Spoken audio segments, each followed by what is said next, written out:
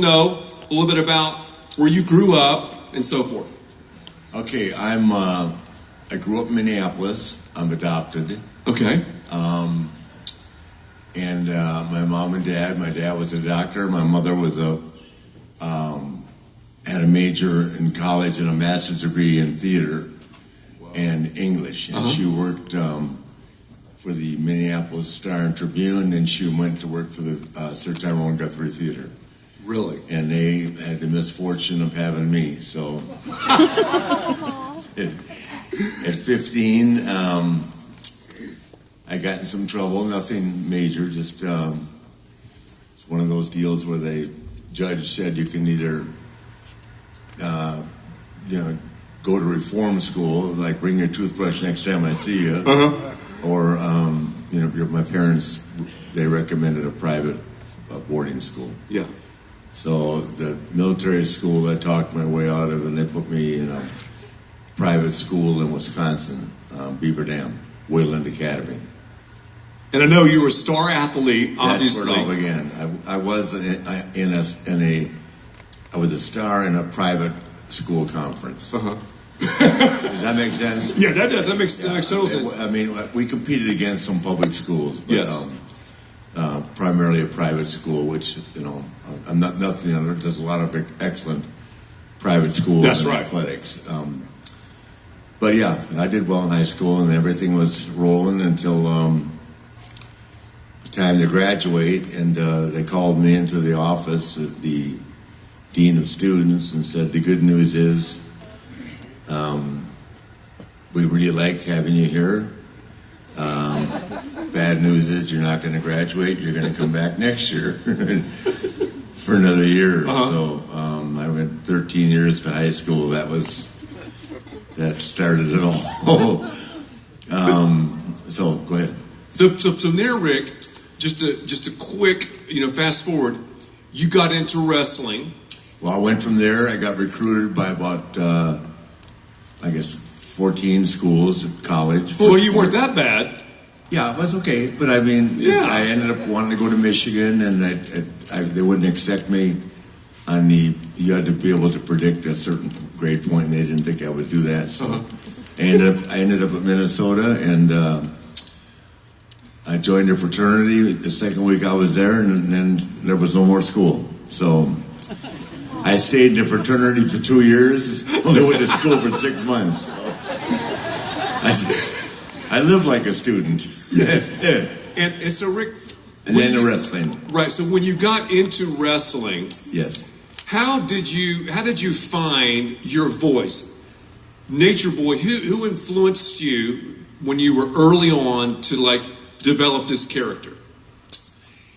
Well, I was just telling Sting, who's here today. Sting is here. Yeah. Yes, on the front row. I was influenced by so many great guys when I first started, but that isn't where I really found the character of Nature Boy. That was I was in a plane crash. I'll remember that, by the way. Yeah, I started in 72. Yes. And I stayed in Minneapolis for a year, moved to Charlotte in 74, and I never looked back. I'm one of the few people that never had to move. I never left Charlotte for 44 years. From there, the plane crash, when I was recovering from the plane crash, a promoter suggested that I pattern myself a little bit after Buddy Rogers. Yes. Who was a great, great star of the 50s and 60s.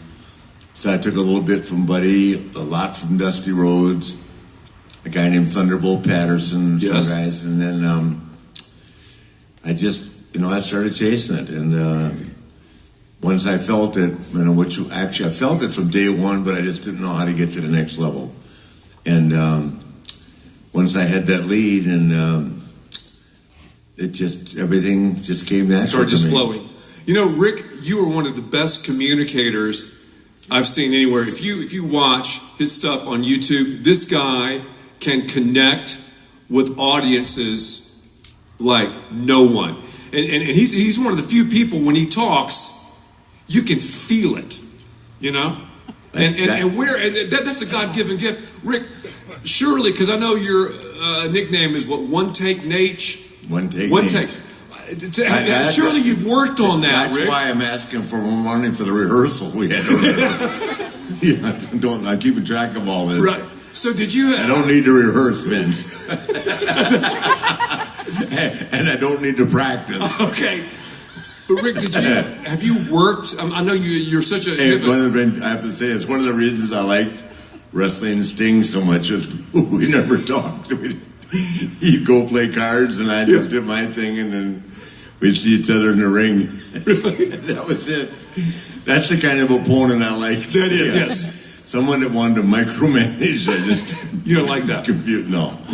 But Rick, surely you've worked on speaking though over the years. I do professional speaking now, but I never did. No, It's just a. Yeah. You know where I got my interviews from? Music. No. Music. Driving on the road at night, which we all did back in those days. And listening to different music and, drinking beer, riding on the road. And I would get little nooks and crannies from different musical things, and they'd give you thoughts. And then it's a God-given gift. And it is. I've never taken that for granted. And it's amazing. A lot of things for granted. Rick, it's amazing too to watch your interviews. Sometimes you'll start off soft. Yeah, well then you'll ramp up, and the crowd will be going into an absolute frenzy. I promise you, that's just me feeling them. I can tell when they like something. Does that make sense? Yes, it does. Yeah, whether it's 200 people or a crowd like this, you can tell when you've got someone's attention. You know That's what I mean? right. When people are, when they're digging what you're saying. That's right. Yeah. Okay, Rick, what is your greatest achievement? Looking back on your career, you're maybe the top 2 or 3 most popular wrestlers of all time. What would be the crowning achievement of your wrestling career? The success of my daughter. Wow. Oh, wow.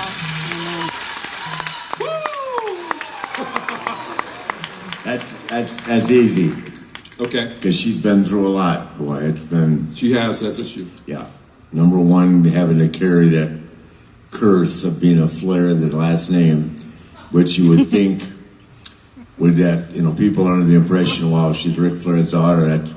That's easy. It's not easy. It's not easy being anybody's daughter. That's right. Or family member in this business. If you are good at what you do, then automatically your peers think that you're getting favors. Yes. That they're looking at you like, you're getting this break because your dad is Ric Flair. That is not the way the business works. I could give you a lot of examples, but I'm not going to bring up people's names of people that have children in the business, but under a different name. And that isn't the way it works. Our business is about your talent, your skill, and how much money you can make the company, and that's it. That's it. Yeah. I mean, it's funny that he's here today because it's one of my favorite questions when I asked about Sting.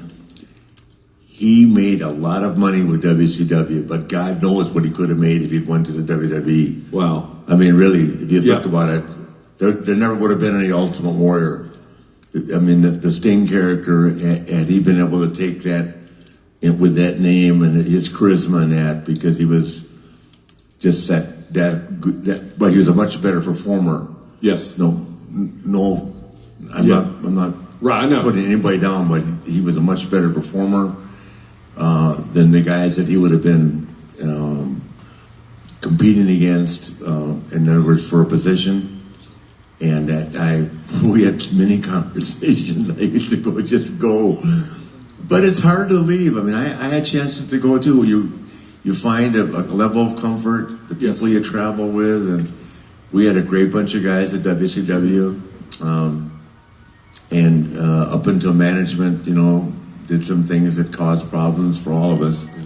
It was the greatest place. Under the Crockett regime, which ultimately failed economically, we had a phenomenal time. I met Steve under the Crockett regime. Wow. So, Rick, what is looking back on your life, what would be your biggest disappointment? I just talked about your greatest victory.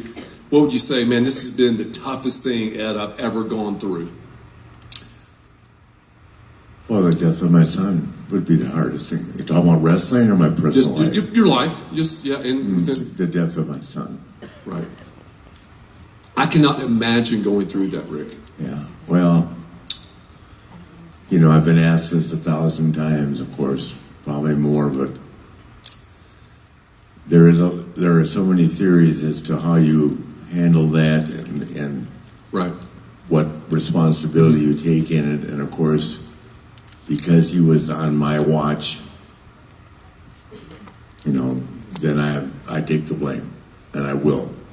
He was with me, but none of the things that were symptomatic of problems, which this has been going on for 5 years, so yes. It wasn't like we didn't know the MO, right? First the phone doesn't work, then you don't come home, then you can't find them. I mean, it's an unbelievable experience for anybody, any family to go through, and I can assure you that families that have experienced this, I bet if you look at it, the marriage doesn't last. That's so true. I knew of families prior to me that, like, kids that had lost in car accidents, and it caused huge division within the marriage.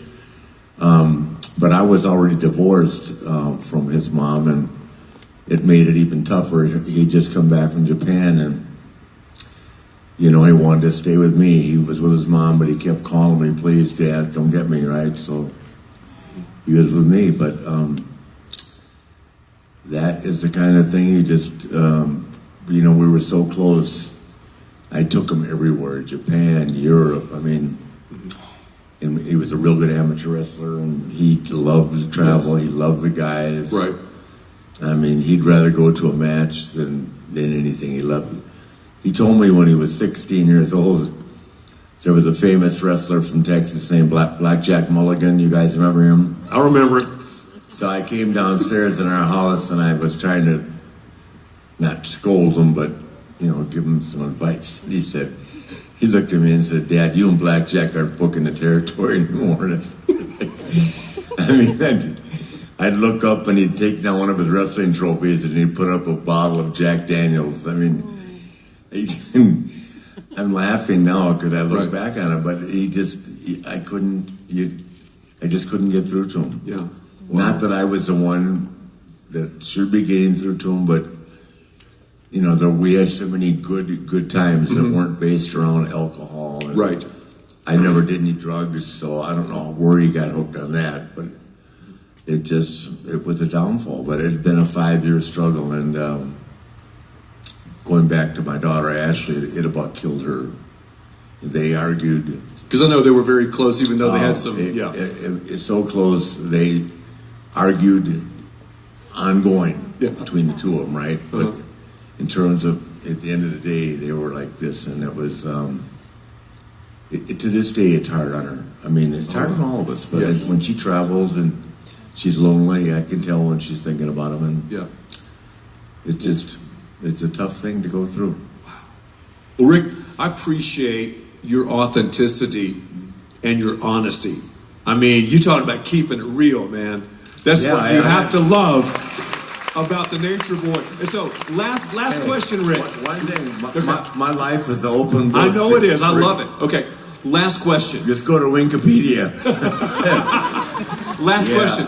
What's the worst injury you've ever sustained in the squared circle? You know, it's hard to believe this. I have only been hurt in wrestling itself. I've torn both my rotator cuffs, which is minor compared to what some of the guys. But in 1989, I was in a tag match with, it was myself and Arn against Nikita Koloff and Dusty Rhodes in Raleigh. And I had done that flip where I run down the apron and jumped off the top. And Dusty punched me in the stomach coming off. Then he gave me a DDT, which is something he didn't do. And he landed on my neck, but I didn't know it. I felt it at the time. And the next day I was working out and I was doing inclines, and I went back and I had cracked C5 and 6 on my neck.